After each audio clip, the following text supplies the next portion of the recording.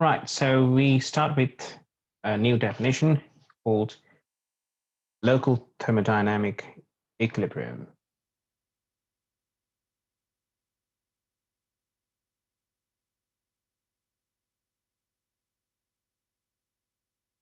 And we call it LTE. Right, so that's the acronym we're going to use. Later on, this is the definition. A system is in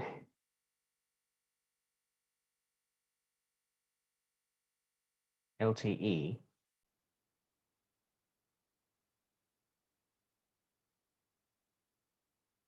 if the inverse of alpha nu and the mean free path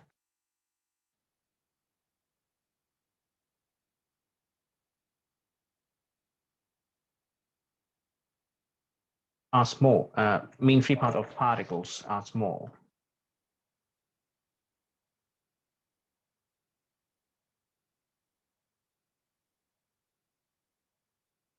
Compared to the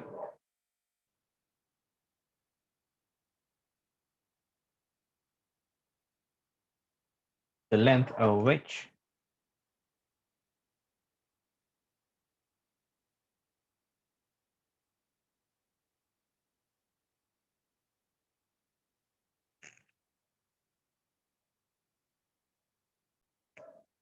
the temperature is well defined.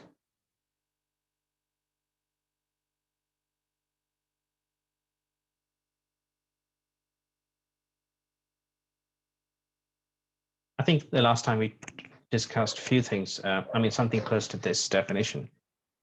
But okay, let's forget about the definition for the moment. Just let me just keep writing a few things more, okay, before we actually come back to discussion. Assume LTE throughout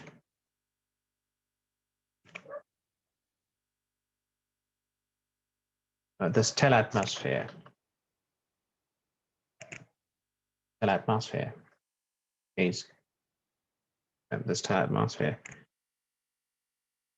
So that the source function is equal to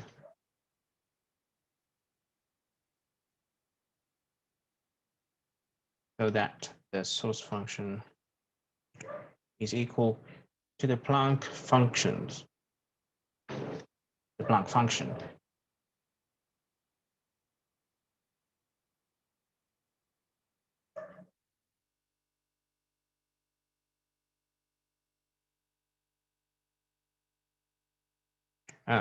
We discussed something like that in this section on Kirchhoff's law. Okay, so okay, I'll just put a note here. Refer to the solution on, or the solution, sorry, the section on. Didn't have a solution. The section on Kirchhoff's law.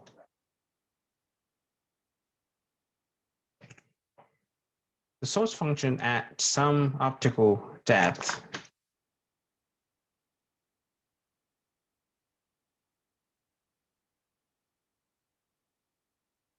at some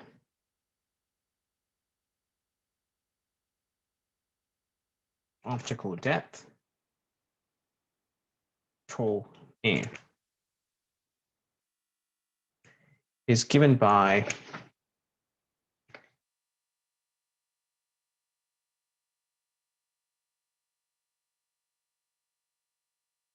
this particular equation, which was actually equation number 28, but let me write it again. So B, which is the intensity, the brightness, which is a function of temperature, which is a function of the optical depth itself. Okay, so since brightness is a function of temperature and temperature is a brightness is a function of optical depth, we can just say that the brightness, we can express the brightness as a function of the optical depth itself, which is, this is actually from equation number 28. Okay. And the source function at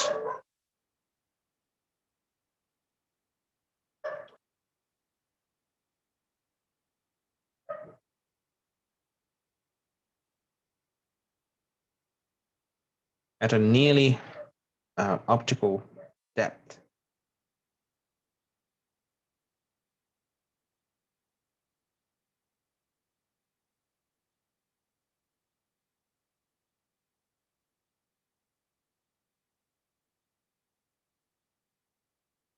actually, for this part, you have to go back to the original definition of, not the original definition, I'm sorry. Well, yeah, you have to go to the original definition of the source function, and then we derive some equation where the source function is equal to brightness. It comes from there, but you don't have to know it. So source function at a nearly optical depth, nearly in the sense this is a point, an optical depth which is very close to tau nu. Okay, so it's something like this, which means the difference between these two would be very small.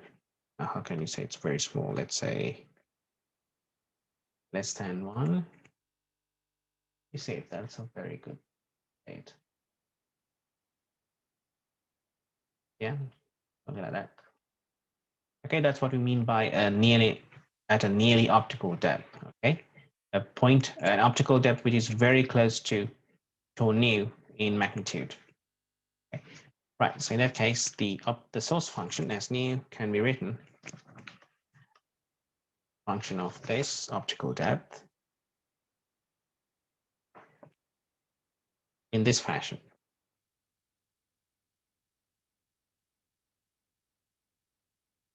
And this comes from tail expansion, what we call tail expansion. Maybe you have learned the tail expansion before. Right now, I don't want to stress what tail expansion is, but it's an infinite series. So you have infinite terms, an infinite number of terms, which we are going to neglect because these are high order terms. Can you read it? Higher order terms of this quantity, right? So in the next term, you're going to get the square of this term. But as we know, this term is already small, so the square term or any high order terms would be much smaller. So we can safely neglect them. Okay. So let me just point out that this is using what we call Taylor expansion.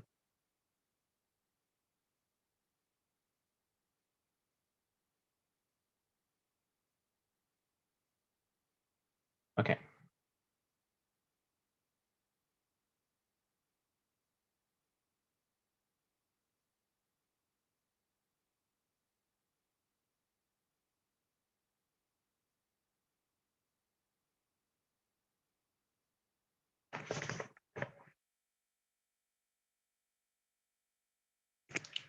So ignoring high order terms, that's what I've written here as.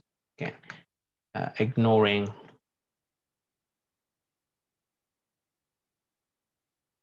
higher order terms and substituting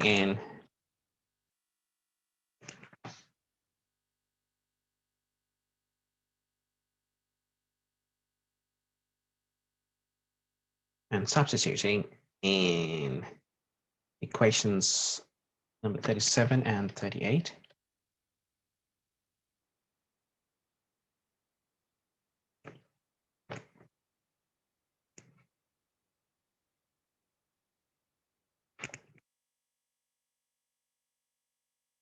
Oh, sorry, this is a function of.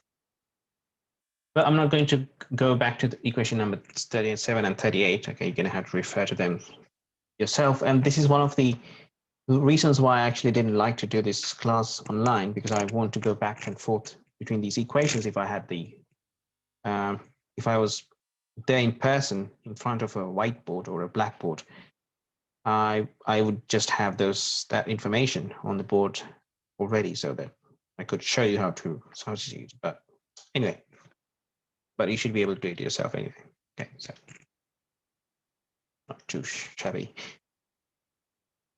So this is the function of optical depth, and mu, which is mu is equal to cosine theta. Okay, that was just a symbol that we have introduced.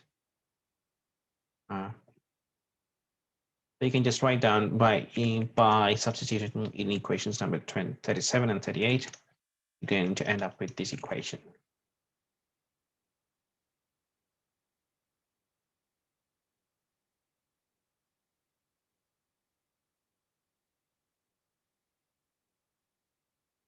Okay.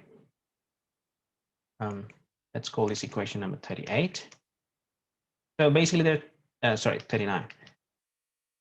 There are two terms in this equation, and we're going to identify the two terms separately. So we call this part the isotropic part.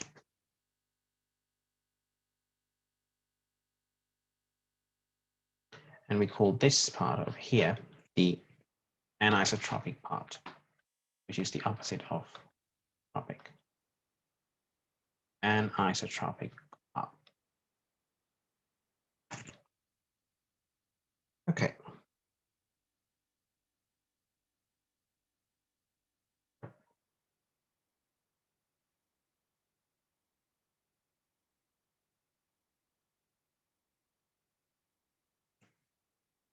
And this equation is, well,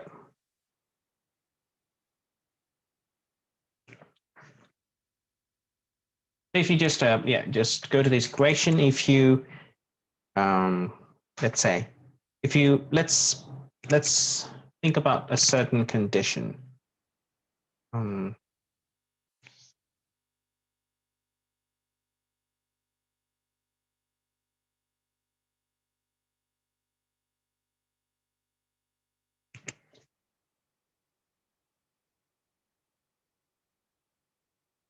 Oops, sorry. Let me give you two scenarios on this equation 39.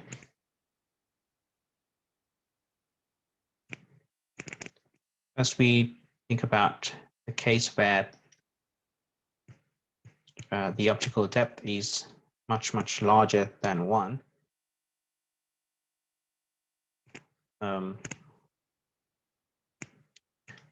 If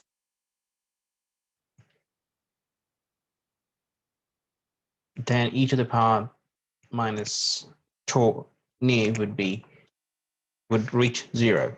Okay, if that if tau near is much greater than 1.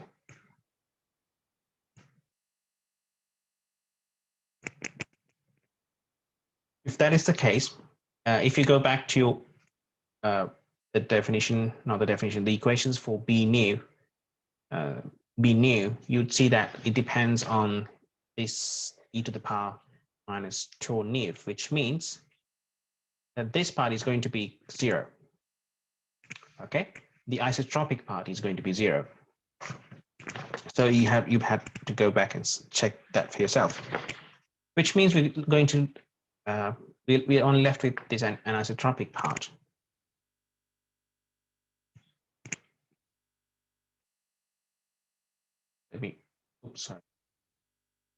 Let me write this down.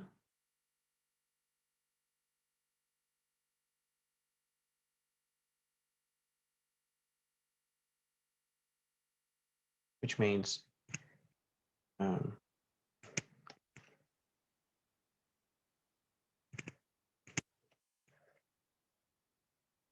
depends on me. So this is the anisotropic part, right? And the second case is if, let's say this is case 1, is 2 if there is no variation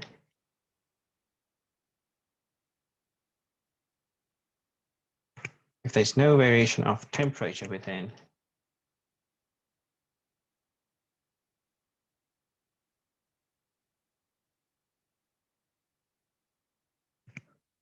the atmosphere.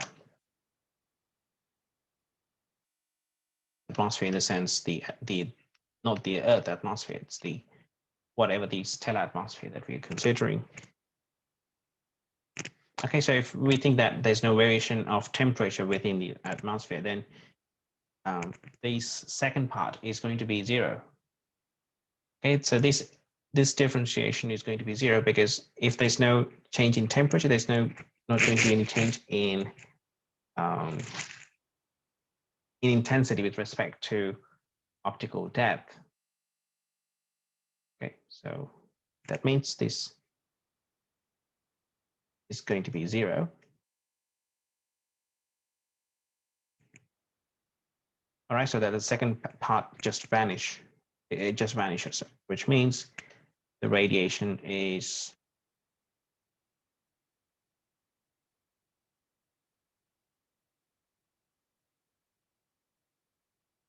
isotropic.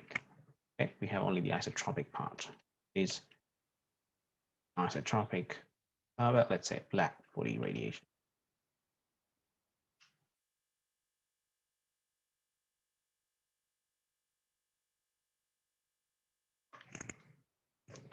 Okay, so that's about it.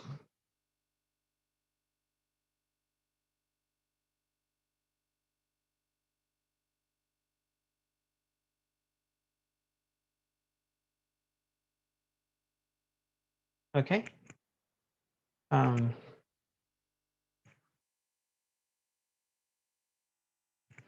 if you go back to, I think I skipped the definition of the discussion of the definition of local thermodynamic equilibrium. If you go back to that definition, let me just show it to you. So what this says is that if the temperature, you have to read it in this way and not in the way it's given in the definition itself. But if you just read it this way, if the temperature is well defined over the lengths which are larger than the mean free path or this alpha nu inverse term, that means there's what we call the local thermodynamic equilibrium. You know the meaning of local, right? That means it's confined to a certain area around a point. Okay, that's what we mean by local. The opposite of local would be global. Okay, so which means it refers to the whole system. But local means around a certain point. Okay, and if there's thermodynamic equilibrium, we can say that there's thermodynamic equilibrium around a certain point in the closed regions of a certain point. If the temperature is well defined over lengths which are much larger than the mean free path or this alpha nu inverse. That's what we mean by that. I think we kind of, as I mentioned before, discussed that a little bit the previous time. Okay, but that's all I have to say about that this particular definition. If you have any questions, please, you do have to ask questions later on. Okay, right. Let me just carry on with what we were doing.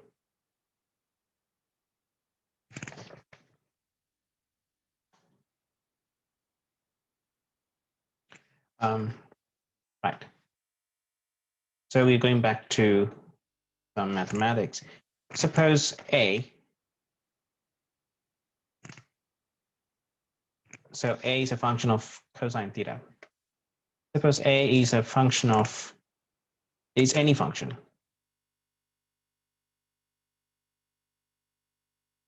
Is any function in a plane parallel atmosphere.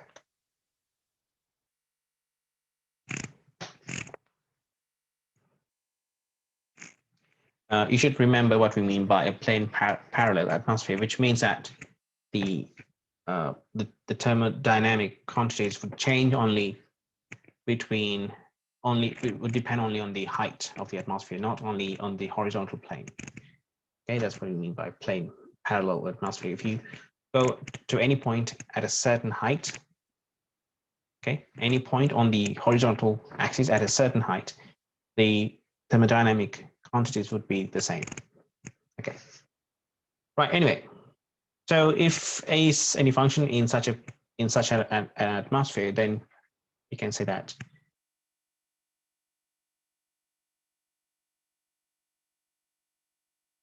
the total integral with respect to the solid angle would be, okay, let me just break this between theta and phi.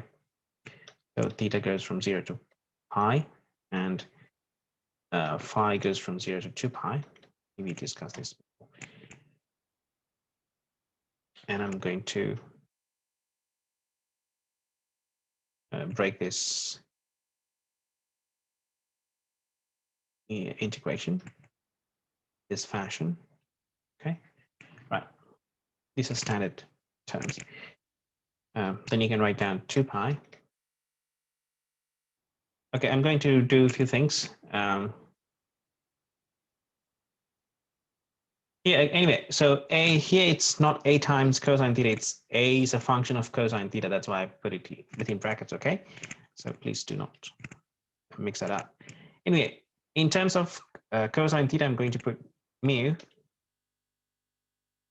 right? So when theta is 0, cosine 0 would be 1. When theta is pi, cosine pi would be -1. A would be a function of mu. Okay, I'm just replacing symbols, that's all. And sine theta d theta can be written as minus d cosine theta, right? Let me just put it over here. So sine theta d theta would be equal to not minus d minus cosine theta. Okay, and that's what I'm going to use here. You can have minus that, and you get 2 pi by just integrating the phi between 0 and 2 pi. Okay, so I'm just going to, so we can have a minus sign here. So to get rid of the minus sign, I'm just going to write it in this way. I'm just going to flip the limits. Okay,